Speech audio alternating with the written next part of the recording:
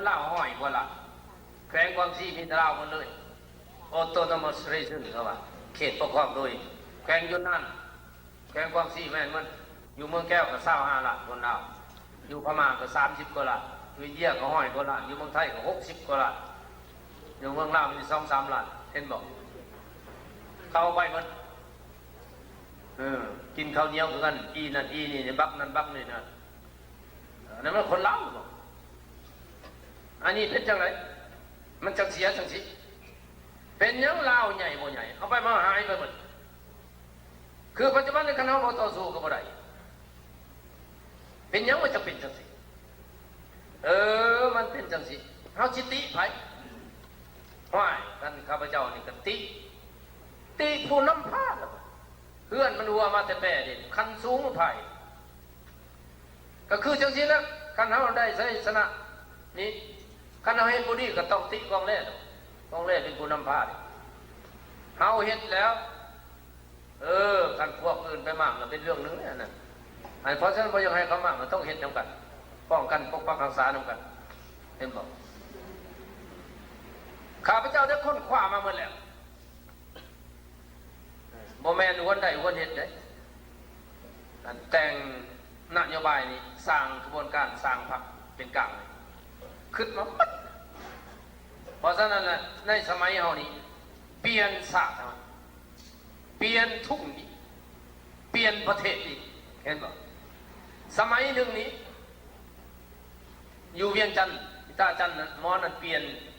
มาเป็นกรุงศรีสัตนะเวียงจันทร์เห็นบ่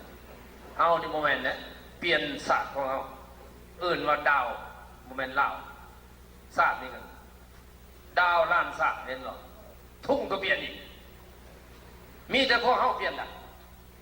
ผู้อื่นเขาไม่มีหัวคิดคือเขาดอกความคิดเขาไม่มีตีนเขามาทำเขาน่ะพวกนั้นไม่มีแต่คิดอยากขายสัตว์มืดจังสัตว์พวกเขานี่พวกหัวใหญ่สิเอาสัตว์ให้สัตว์ของเขาเจริญพวกเขา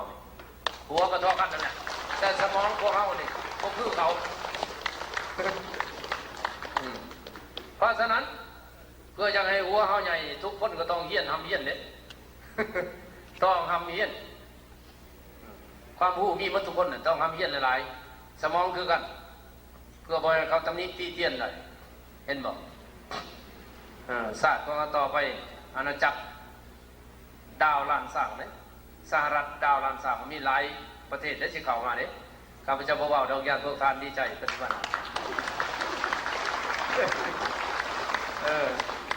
กับเพิ่งทุกเหมือนนี้โมเมนต์วันใดวันเด็ดนั่นเลยให้คือจะไปเห็นจังสิได้งามก็งามก็มูความสำคัญก็สำคัญก็มูมัดโลกมันมีทุกข์ไว้คือเขาเห็นไหมท่านอธิบายนั่นที่อธิบายพวกการฟังเกี่ยวไปเกี่ยวมาเกี่ยวกับความเป็นกลางยังไม่แล้วเลยเพราะมันยังมีลายมันนี่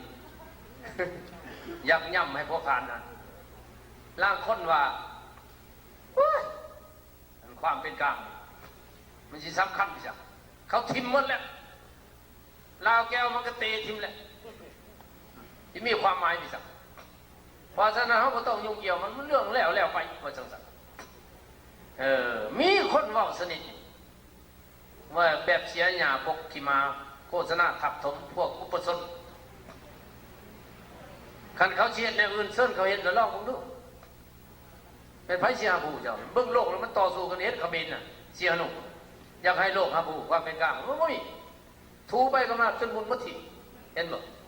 หลายประเทศจะเห็นกับเขาแล้วไม่มีได้อันนี้โศกสตาวาสนาเขาดีที่สุดเลยในสมัยนั้นคือเขาได้เส้นฮาบูของเราเพราะฉะนั้นเขาเอาความเป็นกลางไปต่อสู้นี่ไพ่สิโตแย่งเลยไพ่ชิวะละเบื้องปีกายนี่เขาว่านี่โฆษณาด่าจักรพรรดิคอมมิวนิสต์แก้วมันยังหายใหญ่หรือว่ามันโตว่าที่กับรัฐบาลอเมริกันนี่เป็นไงยังให้กองแรกในบรรดาแก้วอยู่อเมริกาดิไม่อเมริกันก็ตอบว่าประเทศคอยมีสิทธิเสรีภาพภาษาที่ประเทศเลยขันเจ้าก็ยังให้ด่าดิเจ้าครับอย่าไปแทรกแซงเล่าหรอก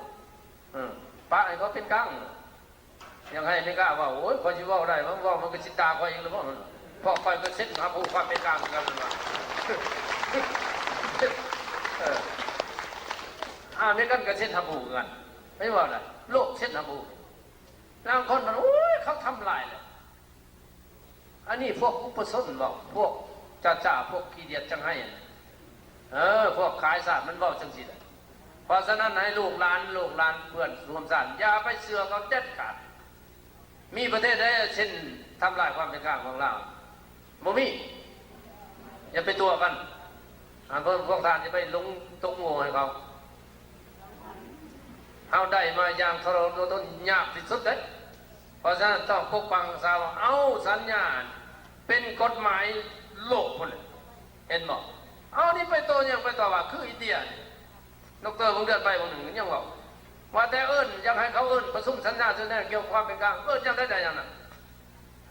อินเดียมันว่าไพ่ของปฏิบัติมันจิตอันนั้นสุดตีโต๊ะใส่ลงถึงเลยมันเอาเลยแต่เฮาบ่เฝ้าเฮาเฮ็ดแบบเฮาบัด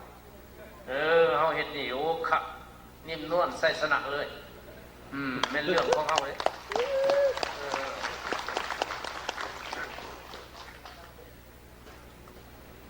มีหลายคนได้บอกว่า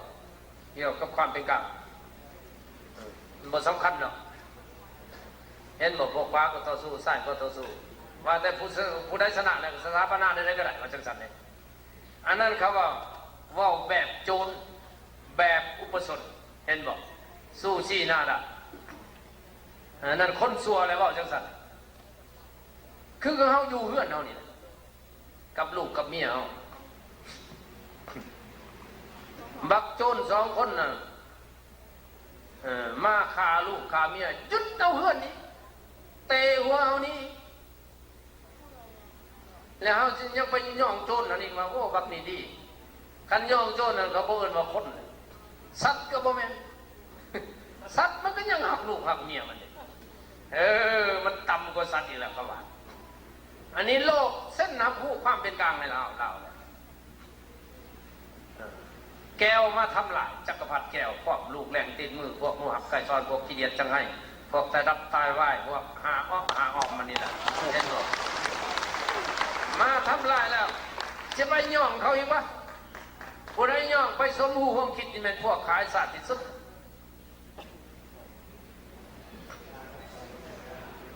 เพราะเขาเส้นน้ำหูเลยดิเจ้าสู้ซี่นะเจ้าทำลายนี่เจ้าก็เป็นคนแหละครับอันพวกขี้เดียดจังให้บ่มียังก็คือข้าพเจ้าได้เทียงกับโลหักสมัยนั่นเองเขาจะเป็นคอมมิวนิสต์เนาะเขาเลยว่ามือนี่เห็นเพิ่นเป็นพระเจ้าอย่าเป็นน้ำมือหนึ่งเพิ่นลงเป็นม้าเลยมันโอ้อย่าเป็นเพิ่นว่าอย่างสัตว์นี่พวกขี้เดียดผมมีสมองตัวเองเห็นมูใหญ่ยังใหญ่นะโดยบุคคลจังไหนน้อยข้าพเจ้าจะอธิบายเรื่องระบอบคอมมิวนิสต์เสรีเป็นอย่างไรอันนี้บอกเรื่องความเป็นกลางซะก่อนให้พวกท่านเข้าใจมันจะได้มาอย่างง่ายๆเลยอย่าไปฟังเขาโฆษณาส่วนเสือเพราะกฎหมายบริยูนของเขาโลกขับผู้เขาเห็นบอกมีเส้นสัญญาอยู่นะเขาขับผู้สายฟ้าบอกไม่สนะกับแบบจนสิแล้วพวกเราเกี่ยวไปขับผู้เขานี่ต่างเลยเอาสนะแล้วต่อไปนี้โบยคือเก่าอีกให้99ประเทศขับผู้ไป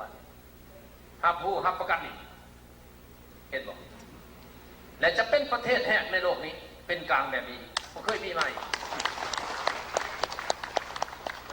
เอา99ประเทศครับผู้ประกันอีก